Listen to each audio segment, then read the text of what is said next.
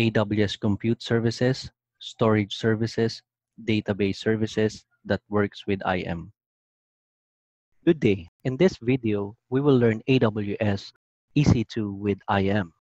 In order for IAM users to work with EC2 instances, IAM policies that grant permission on the task that will be performed is needed. Let me show you an example policy in the next demo. So I'm gonna demonstrate to you how to use EC2 with IAM on this quick demo. So I have here a quick demo about AWS EC2 with IAM. So this is an example of an IAM policy that grants IAM user on all permission to have a full access on all actions.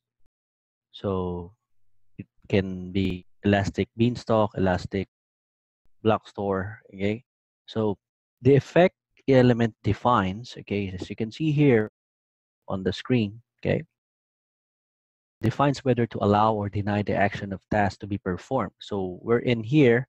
This will give the capability to view the EC2 and all its resources. When you say an asterisk, defines all resources. So action here, action is the API call that will be permitted for the policy. So resource element here, here's the resource element. As you can see here, okay, is the scope that the policy action will affect. To specify a resource in the statement, you need to use its Amazon resource name. Okay, so there. And then while the condition can limit and determine when the policy will take place. So with this one, in order for a user to create a service link role, this condition must be satisfied.